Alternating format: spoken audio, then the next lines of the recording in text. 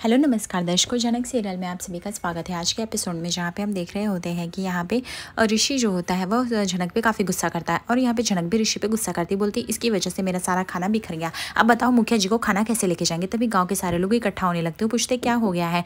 तभी यहाँ पे ऋषि बोलता है देखो गलती मेरी नहीं है, तुम भी वहाँ पे बीच से आई इसलिए ऐसा हुआ।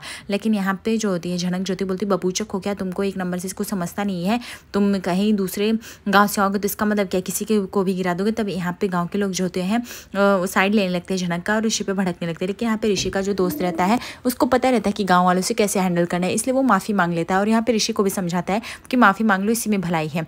और वो सॉरी बोलता है ठीक है मैं पैसा देने के लिए रेडी हूँ। लेकिन यहाँ पे झनक ज्योति बोलती तुम क्या समझो, तुम पैसे से सबको खरीद सकते हो, मुझे तुम्हारी पैसे नहीं चाहिए, समझी ना। तभी यहाँ पे ऋषि बोलता है लेकिन मैं क्या करूँ। उधर वो लोग बोलते हैं पैसे दे दो, जब तुम्हें पैसे दे रहा हूँ तो तुम्हें पैसे नहीं तो क्या चाहिए बताओ। तो यहाँ पे झनक बोलती जो तुमने मेरा खाना का नुकसान किया वो मैं कैसे करूँगी। लेकिन यहाँ पे उसका दोस्त जो होता है बोलता है ठीक है हम माफ़ी चाहते हैं, नेक्स्ट टाइम से हम ऐसा नहीं करेंगे। लेकिन यहाँ पे ऋषि जो होता है उसको गुस्सा आ रहा होता है, लेकिन यहाँ पे उसका दोस्त किसी तरह कंट्रोल करता है ऋषि के गुस्से को। और उसके बाद यहाँ पे किसी तरह इस बात को शांत किया जाता है, जहाँ पे गाँव वाले भी समझाते हैं कि चलो बेटी आप भी जाओ, तुम अपना सामान लेके भी क्या ही कर सकते हैं। उसके बाद वो अपना खाना समेटने लगती है। दूसरी तरफ उसका दोस्त समझाता है कि अभी यही अच्छा है, हमें पहले इनसे रिलेशन बांधना पड़ेगा, उसके बाद ही हमारा कुछ हो सकता है। आप एक काम करें इनका फोटो खींच ले। इसीलिए ऋषि को मजबूरी में उन लोगों का एक फोटो क्लिक करना पड़ता है। ये बता कि वो फोटोग्राफर है, लेकिन उस फोटो में वह है झनक की एक तस्वीर क्लिक कर लेता है, जहाँ पे उसे झनक काफ़ी पसंद आती है एक नज़र में। लेकिन उसके बाद फिर झनक वहाँ से रवाना होती है। दूसरी तरफ हम देखते हैं कि यहाँ पे ईशानी को जो होती है उसकी बेटी का टीचर का कॉल आता है और वह बोलते हैं कि हमें उससे बात करनी है, मैं मैथ्स टीचर हूँ उसका। लेकिन यहाँ पे ईशानी जो होती है वो बोलती है कि अभी वो बिजी है उसके डांस क्लास में, तो मैं उसे अभी डिस्टर्ब नहीं कर सकती, बताइए ना जो भी ज़रूरी बात है। तो बोलते नहीं नहीं बहुत अर्जेंट बात है, मुझे आपकी बेटी से ही बात करनी, प्लीज़ आप मेरी उनसे बात करा दीजिए, यही बेहतर रहेगा आपके लिए।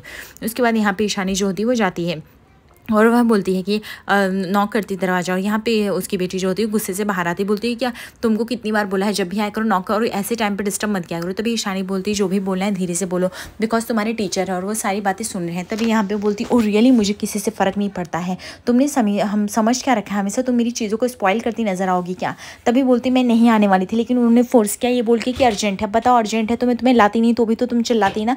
तभी यहाँ बोलती बस करो तुम जाओ भी, मुझे फ़ोन दो, समझी। और तुम्हें पता नहीं क्या मुझसे प्रॉब्लम रहता है, मुझे समझता नहीं, जब भी मैं कुछ करती हूँ तुम चली आती हो उसमें। उसके बाद वो धक्का दे देती है जिसकी वजह से ईशानी जो होती है वो दीवार में जाके भिड़ जाती है और उसके माथे से जो होता है ब्लड निकलने लगता है। लेकिन ईशानी कुछ भी नहीं बोलती, वो खामोश ही रहती है।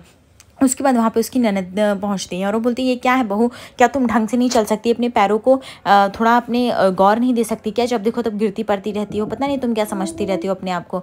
वहाँ पे देखते हैं कि बुआ और उसकी भतीजी दोनों मिलकर जो होते हैं ईशानी की क्लास लगा रहे होते हैं और काफ़ी डांट रहे होते हैं। लेकिन और वो बोल रही होती है कि मत कहिए बुआ, इन्होंने तो सोच के ही रखा है, एक्चुअली जिस घर से बिलोंग करती है ना इसको कुछ मैनर्स है ही नहीं, कहाँ पे जाने, इसके look at her face and angle, इसके कपड़े देखिए कितने गंदे लगते हैं। दूसरी तरफ यहाँ पे झनक जो होती है वो अपना काम कर रही थी। तभी यहाँ पे उसकी सखी यानी फूल रानी आती है और यहाँ पे रानी ज्योति समझाती देख झनक तुझे पता है ना आज मंदिर के लिए हमें जाना, स्नान करने, तू आ रही है या नहीं। तभी यहाँ पे झनक बोलती हाँ मैं आऊँगी, लेकिन ये झनक अभी तक गई थी मुखिया जी को खाना देने, पता नहीं कब आएगी। तभी बोलता है परासर भी आने वाला है, क्या तुझे क्या लगता है नूतन परासर आएगा। तभी यहाँ पे नूतन बोलती है जो भी बातें हैं धीरे से कहो, ये हम नहीं चाहते रानी दीदी बात सबको पता चले। तभी यहाँ पे नूतन उसकी सहेली समझाती है तुमको नहीं लगता तुम्हें परासर को अपने रिश्ते के बारे में कुछ सोचना चाहिए। दूसरी तरफ यहाँ पे हम देखते हैं कि ईशानी का पति आ जाता है, जहाँ पे वो ईशानी का पति सोचता है कि सब क्या हो रहा है। तभी यहाँ पे वो ईशानी बताती है कि पीहू के क्लास टीचर का फ़ोन था इसलिए मैंने कॉल दे दिया। तभी यहाँ पे उसकी ननद बोलती बहस करना बंद करो बहू, अपने पति से कुछ भी आग मत लगाती फिरो, जो बात है वो तुम्हें बच्चों से पहले ही मैंने कहा था इस घर में आने से पहले तुम्हें लगाव लगाना पड़ेगा, लेकिन तुम वो कर ही नहीं पाए, बच्चों से तुम्हारा लगाव है ही नहीं, ना तुम उसमें एफर्ट्स देती हो ना तुम कुछ करना चाहती हो। तभी यहाँ पे पीहू बोलती वो सब छोड़ो, जब भी इनको पता है मुझे डिस्टर्बेंस बिल्कुल भी नहीं पसंद है, तो भी ये बार बार मुझे हमेशा डिस्टर्ब क्यों करती हो, खास करके स्पेशली मेरे डांस क्लास को इतना स्पॉइल क्यों करती हैं। क्या इनको थोड़ा भी तमीज़ नहीं है, लहजा नहीं पता इनकी फैमिली कैसी थी और कैसे घर से आई हुई है, यहाँ पे इनको सब कुछ मिल रहा है इसलिए इनको दिखाई नहीं दे रहा है। तभी यहाँ पे ईशानी का हस्बैंड बोलता है कुछ भी सोच समझ के बोलो पीहू, वो तुमसे बड़ी हैं। तभी यहाँ पे बोलती आप जहाँ से इनको लेके आए थे वहाँ पे रख दीजिए ना, भेज दीजिए ना और महीने का खर्चा दे दीजिएगा, लेकिन इनको अपने साथ क्यों रखिए, ये हमारी माँ बनने की कोशिश करें, इनको बता दो ये मेरी माँ नहीं है। तभी ईशानी कोई बात नहीं सहन होती, ईशानी बोलती बस करो पीहू, मैं तुम्हारी माँ बनने की कोशिश भी नहीं कर रही हूँ। तुम्हारे पापा मुझे इस घर में इसलिए लाए क्योंकि यहाँ पे तुम लोग के देखभाल की ज़रूरत थी, और जो कि मैं कर रही हूँ। एक भी दिन, एक भी मिनट ऐसा नहीं जाता कि मैं देखभाल से पीछे हटूँ। और रही बात दीदी, आप मुझे क्यों कहती रहती हैं? क्या आपको लगता है कि मैंने एफर्ट्स नहीं दिए हैं? हर बार ये लोग को भी तो मुझे कितना सुनाते रहते, कुछ ना कुछ बोलते रहते, लेकिन मैं कुछ भी नहीं बोलती हूँ। तभी यहाँ पे ईशानी का हस्बैंड बोलता है, ईशानी तुम्हें एक्चुअली बहुत चोट लगी, काम करो तुम यहाँ पे दवाई लगा लो। तब ईशानी बोलती मुझे दवाइयों की कोई ज़रूरत नहीं है। पीहू बोलती ये सब दिखावे के लिए कर रही हैं, मुझे सब कुछ अच्छे से पता है। मैं जा रही थी और अचानक से फिसलने की वजह से लग गया, तो ये इस तरह से दिखावा करे। तभी यहाँ पे ईशानी का पति जो होता है बोलता है, ईशानी प्लीज़ तुम जाओ और अपना फर्स्ट एड बॉक्स से क्रीम जो भी ऑइंटमेंट है लगा लो, ठीक है। एंड जो भी है प्लीज़ तुम लोग ऐसे रोज़ रोज़ झगड़ा करोगे घर में अच्छा नहीं। पीहू तुम्हें भी ये बात समझनी चाहिए, और ईशानी तुम्हें भी। इफ़ अगर पीहू को नहीं पसंद है तो तुम दूर रहा करो, तुम उसके आसपास भी क्यों आती हो? इफ़ पीहू नहीं लाइक करती तो यहाँ पे मत आया करो। उसका कॉल रहे या कोई भी कॉल रहे, तुम फ़ोन मत उठाया करो, मत ही देना। तभी यहाँ पे ईशानी बोलती ठीक है, अगर आप लोगों को यही लगता है तो मैं नहीं उठाऊंगी और मैं नहीं आऊँगी, लेकिन अगर इस तरह से अर्जेंट कॉल नहीं रहता तो मैं क्यों आती? मैं सारे काम जानबूझ के नहीं करती। इस तरह से वो मुझ पर चिल्लाती रहती है, वो कुछ करती, आखिर मेरी गलती क्या है? मुझे तो यही नहीं समझता है। तभी यहाँ पे उसके हस्बैंड बोलते कोई भी अर्जेंट कॉल हो ईशानी तुम्हें नहीं लेना है, दैट सेट, इससे ज़्यादा मैं कुछ नहीं कहना चाहता।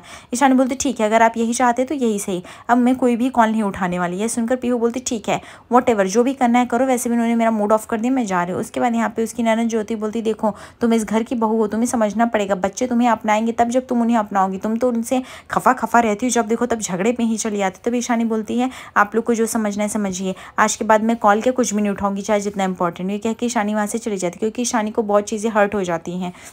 दूसरी तरफ यहाँ पे झनक बोलती है रानी दीदी अब ये नहीं हो सकता है, मेरा और पराशर का रिश्ता ऐसा कभी था नहीं। हाँ मैंने जिससे प्यार किया वो एक ही इंसान था, वो आपको पता है। तभी यहाँ पे वो ताना दे के कहती है रानी हाँ वो शहरी बाबू जो कि तुम्हें छोड़ गया शादी के बाद, तुम्हारा हाथ भी नहीं थामा और तुम्हें सब कुछ अकेले करना पड़ा, लेकिन तुम ये कैसे करती रही। तभी यहाँ पे झनक आती है और यहाँ पे नूतन पूछती तुम कहाँ पे थी झनक, कितना देर क्यों लग गया, और क्या तुमने मुखिया जी को खाना पहुँचाया कि नहीं पहुँचाया। तभी यहाँ पे झनक बोलती है मैं पहुँचाने ही वाली थी, पर मैं क्या करूँ, कोई शहरी आ गया था और उसकी वजह से सब डब्बा का खाना गिर गया। दूसरी तरफ हम देखते हैं यहाँ पे काजू बादाम जो कि ऋषि के घर के बच्चे रहते हैं, यानी उसके चाचा के लड़के, काफ़ी मस्तियाँ कर रहे होते हैं। और तभी यहाँ पे बताया जाता है पायल इन बच्चों को कंट्रोल करो, ये काजू बादाम बहुत मस्ती करते हैं। तभी यहाँ पे काजू बादाम बोलते हैं हाँ जैसे मस्ती आप भी तो करते हो। तभी यहाँ पे उसके दादा यानी उसके बड़े ताऊ जी बोलते हैं हम क्या मस्ती करते हो बताओ। वो बताता है जेठू आप मस्ती ये करते हो कि आप भी नाक नोजी बहाते हो, फिर आप भी कपड़े गंदे करते हो, इसके वजह से बड़ी बोधी बड़ों माँ को साफ़ करना पड़ता है। बोलो बोलो तो बोलते रहिए बच्चे बड़े शैतान होते जा रहे हैं और काफ़ी मस्तियाँ चढ़ रही हैं। पायल इन पर ध्यान रखना पड़ेगा वरना ये बच्चे कब हाथ से निकल जाए कुछ पता ही नहीं चलेगा। तो मैं पे काजू बोलती हमें सब कुछ पता है, हम भी आप पे नज़र रखते हैं जिस तरह से आप भी करते हो। उसके बाद काजू बादाम की खिंचाई, मतलब बच्चों को इनने एक अलग ही माहौल समझो जनरेट कर दिया था, जिसकी वजह से घर में काफ़ी खुशी का माहौल छा जाता है। तभी यहाँ पे काजू बादाम बोलते हैं, यहाँ पे उनकी बड़ी माँ समझाती है कि देखो तुम्हारे भैया की शादी होने वाली, दादा की आज लोग घर पे आने वाले, इसलिए तुम लोग शैतानी मत करना और अच्छे से रहना। तुम लोग चाहते हो ना तुम्हारी जो बोधी आए वो तुम लोगों से प्यार करे, अच्छे से रहे, तो इसके लिए मस्ती करोगे तो नहीं आएगी। तभी वो बोलते हैं हाँ हाँ हमें पता है हमारी बोधी आने वाली। तभी पायल बोलते हैं अच्छा तुम्हें किसने बताया। बोलते हैं हमें पता है, उनका नाम अदिति है। ये सुनकर सभी लोग शौक हो जाते हैं। और यह सुनकर जेठू बोलते हैं वो देखो इन लोगों को सब कुछ पता है, इनको कुछ बताने की ज़रूरत नहीं है। अच्छा ये कैसे पता चला, तो वो बताता है अरे हमने सुना था बात पे, एक बार हम सोने का नाटक कर रहे थे और वो बात के लिए से पता चल गया। दूसरी तरफ हम देखते हैं यहाँ पे पुतुल जो थी काफ़ी डिस्परेट होकर पायल को सुनाने लगती कि दाल वहाँ पे रख दिया था, गैस की वजह से काफ़ी दाल जल गई है, तुम्हें पता भी है। तभी पायल बोलती है कि क्या तुमने उस गैस को ऑफ किया कि नहीं। तभी पुतुल बोलती है अच्छा तो तुम क्या चाहती हो कि मैं सारा काम करती रहूँ, तुम्हारे भी हिस्से का काम करती रहूँ, तुमने समझ क्या रखा है, तुम मुझे घर की नौकरानी तो नहीं समझती हूँ ना। वैसे भी घर की डस्टिंग से लेकर झाड़ू पोछे सब मैं करती हूँ, अगर खाना बनाने का तुम्हें रिस्पॉन्सिबिलिटी दिया तो इतना रिस्पॉन्सिबिलिटी तो तुम निभा ही सकती हो ना। अभी जब तक मेड नहीं आ रही इतना तो एडजस्टमेंट कर ही सकती हो। तभी वहाँ पे हम देखते हैं कि ऋषि की माँ आ जाती है, बोलती पुतुल ये तुम क्या बोल रहे हो और ये किस तरह से तरीका है बात करने के लिए पायल से। पायल तुमसे बड़ी है और रिश्ते में भी और उम्र में भी, तुम्हें उसका लिहाज करना चाहिए। तो मैं पुतुल बोलती अच्छा तो आप लोगों को नहीं लगता कि आप लोगों को भी कुछ सोचना चाहिए, मेरी गलती जो मैंने बता दिया कि किचन में दाल है और उसको अच्छे से कर लो। तभी यहाँ पे उसके छोटे काका आते हो, बोलते पुतुल क्या हुआ इतना क्यों गुस्सा हो रही हो बेटा तुम बताओगे। तो यहाँ पे पुतुल बोलते किसी को मेरी नहीं पड़ी है, किसी को मेरी लाइफ की नहीं पड़ी है। माँ आप भूल जाते कि आपकी एक बेटी है जिसके साथ कुछ हुआ है, लेकिन आप अपनी खुशियों में इस तरह से मगन है कुछ पता नहीं चलता। तभी यहाँ पे उसकी माँ बोलती क्या तुम आज तुम्हारे दादा के दादा को देखने वाले लड़के लोग आने वाले हैं और शादी का रिश्ता पक्का होना है। लेकिन जैसे कुछ घर में अच्छा होने वाला था, तुम इसे सहा नहीं जाता क्या पुतुल, या फिर तुम्हें अच्छा नहीं लगता है? तुम ये सब जो करती हो इससे मेरा दिल बहुत दुखता है। कभी कभी लगता है तुम मेरी बेटी हो भी या नहीं, क्योंकि इस परिवार के लिए तुम कभी सोचती ही नहीं हो और ना ही कुछ करना चाहती हो। पायल जो होती है काफ़ी दुखी हो जाती है। उसके बाद वो अपने बच्चों को लेकर रूम में चले जाते हैं। तभी पुतुल बोलती, माँ आपको जो कहना है कहिए, शायद आप भूल जा रही कि मेरे साथ क्या हुआ था। बड़ी बेटी तो इसलिए अच्छी लगती क्योंकि वो कभी कभी आती है, मैं तो इसलिए नहीं अच्छी लगती ना क्योंकि मेरी तो शादी भी नहीं हुई और मैं यहीं की यहीं पड़ी रह गई। तभी यहाँ पे वो रोते उसकी माँ चली जाती थी। लेकिन यहाँ पे उसके छोटे काका जो थे वो पुतुल को समझ जाते हैं कि उनको उसको कैसे हैंडल करना। तभी बोलते पुतुल अपने हाथ से गर्मा गर्म चाय पिला दो, क्योंकि मुझे तुम्हारे हाथ से चाय पीनी, प्लीज़ प्लीज़। उसके बाद पुतुल को मना देते हैं और वो उसको किचन में लेके जाते हैं चाय के लिए। और पुतुल भी उनकी बात मान जाती है क्योंकि वो उनको काफ़ी रिस्पेक्ट देती है और उनसे उसका लगाव भी है। दूसरी तरफ हम देखते हैं गाँव की सारी सखियाँ जो थी वो मेले के आयोजन के लिए चल रही थी, जहाँ पे झनक भी जो होती है अपनी फूल मौसी के साथ होती है, जहाँ पे ये बताया जाता है कि फूल मौसी को कैसे प्यार हुआ। तो फिर पता चला कि अरे इन्होंने भाऊ को देखा था और भावीन जो थे दादा वो ऐसे मछली मार रहे थे, लेकिन तभी यहाँ पे इनकी आंखें पड़ गई, इसलिए ऐसा हो गया। तभी यहाँ पे झनक जो होती है उसको भी अपना पहला प्यार आ जाता है कि कैसे अनिरुद्ध से उसका प्यार होता, फर्स्ट साइड कैसे हुआ था, दोनों एक दूसरे में कैसे मदहोश हुए थे। लेकिन दूसरी तरफ हम देखते हैं यहाँ पे ऋषि, और ऋषि का दोस्त बोलता है देखो सर ये वही लड़की है जो कल मिली थी और यहाँ पे उसकी सखियाँ भी हैं। दूसरी तरफ पायल काफ़ी अपसेट रहती है, उसका हस्बैंड उसे समझाता है देखो पायल पुतुल की जो भी गलती है उसे छोड़ो, उसे माफ़ कर दो। वो जानबूझकर नहीं बोलती। तभी पायल बोलती है मैं उसकी बोधी नहीं हूँ, मैं उसकी काकी माँ हूँ, शायद वो भूल जाती है, वो किसी भी तरीके से मुझे सुनाने लगती है। तभी यहाँ पे उसका हस्बैंड बोलता है तुम्हें पता है ना वो किस चीज़ से गुजरी, उसकी शादी हो गई थी, फिर शादी भी कैसे बीच में टूट गई थी, उसका डेस्परेट रहती इसलिए वो उससे बोलती। पायल बोलती है इसका मतलब ये नहीं कि वो बदतमीज़ी करेगी, मैं अगर उसकी चीज़ें समझ रही हूँ तो उसको भी समझनी पड़ेगी, इतना दिल नहीं दुखा सकते।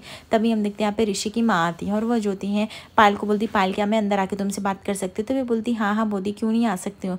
तभी बोलती प्लीज़ पायल मुझे माफ़ कर दो, मेरी बेटी की वजह से तुम्हारी जो बेइज्जती हुई है मैं किसी तरह भी माफ़ी नहीं मांग सकती, लेकिन इसके अलावा मेरे पास कोई चॉइस नहीं है, ये सब मेरी गलतियों की वजह से तुम्हें आज सुनना पड़ा। तभी पायल बोलती बोदी आप ऐसा क्यों बोल रही हैं?